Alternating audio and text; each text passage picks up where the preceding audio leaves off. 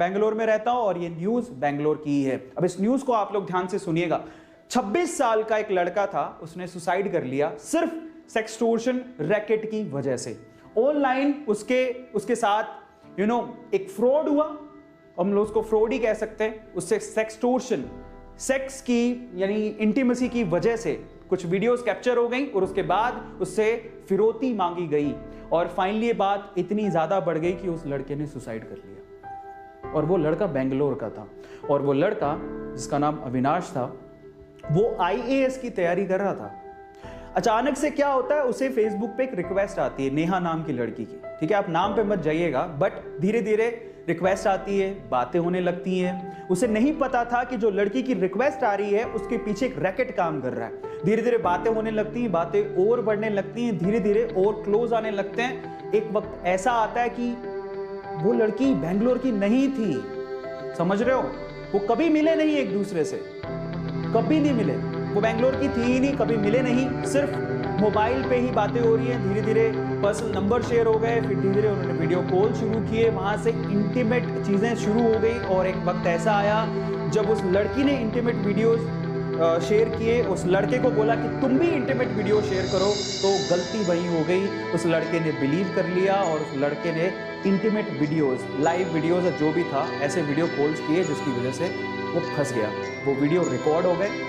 कुछ दिनों बाद वो लड़की गायब और लड़की के पीछे जो रैकेट काम कर रहा था उसने अब उस लड़के को परेशान करना शुरू किया। उसने वो वीडियो फॉरवर्ड किया और कहा कि आपने अगर इतने पैसे हमें नहीं दिए तो हमें वीडियोस आपकी फैमिली को भेज देंगे या सोशल मीडिया पे डाल देंगे। डर के मारे, क्योंकि हम इसके बारे में बात नहीं करना चाहते। ठीक है, इट्स नॉट लाइक खाना खाया है, इट्स अबाउट इंटीमेसी शेयर की है, जो कि इंडिया में एक टैबू है, इसके बारे में लोग बात नहीं करते जनरली। ठीक है, सो जब ऐसा कुछ हुआ तो उसे ऐसा लगा कि यार अगर ये चीज़ पब्लिकली चली गई तो मेरी इज्जत का क्या होगा, घर पे मुझे लोग कैसे देखेंगे, मैं आईएएस की तैयारी करने आया हूँ। ठीक है, एक ऐसा केस हुआ।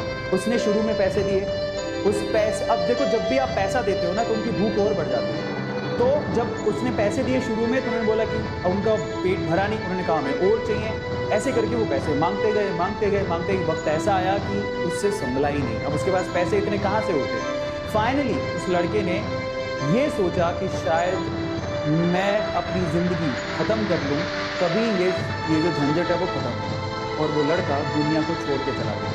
शायद अगर ये सब नहीं होता तो आज वो आईएएस की प्रिपरेशन करके कहीं अच्छा आईएएस बन चुका होता और हमें एक अच्छा आईएएस देखने को मिलता। तो उस लड़के ने सुसाइड कर दिया। बात यहीं तक ख़त्म नहीं हुई, बात यहाँ से शुरू हुई। इतनी बुरी, मतलब मैं कहता हूँ कि शायद कभी कभार ऐसा लगता है कि इंसानियत पूरी तरह से खत्म हो चुकी है। कि फैमिली जिसने अपना 26 साल का नौजवान लड़का खो दिया, वो लड़की फिर से उसकी बहन को कांटेक्ट करती है, पता कर लेती है उसकी बहन का, उसकी बहन को कांटेक्ट करती है और उसको बोलती है कि मैं अविनाश को देखे मुझे बहुत दिन हो गए, मैं अविनाश की, मतलब बताया कि अविनाश की गर्लफ्रेंड मुझे उसे देखे बहुत दिन हो गए, ऐसा करके।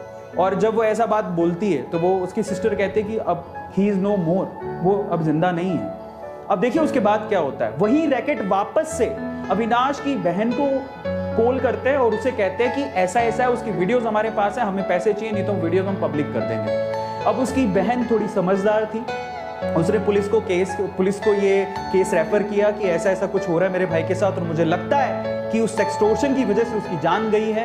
फाइनली पुलिस ने पूछताछ की, समझ में आया कि वो लड़की एक्चुअली बेंगलोर की थी ही नहीं, वो एक रैकेट चलता था कहीं राजस्थान में दूर और वहां पे कुछ लोग थे जो उसको बराबर से ब्लैकमेल कर रहे थे और उससे परेशान होकर उसने अपनी जान दे दी। ये पूरा केस, तो ये केस ओवरऑल हुआ था और आप सोचिए कि आपने कितना बर्निंग इशू है। और अगर इसके बारे में ढंग से बात की होती घर पे, या घर पे बताया होता, पेरेंट्स ने इसके बारे में डिस्कशन किया होता या घर पे लोगों ने डिस्कशन किया होता, तो शायद हमारे लिए टैबू नहीं होता और हम लोग इतने झंझटों में फंसते नहीं।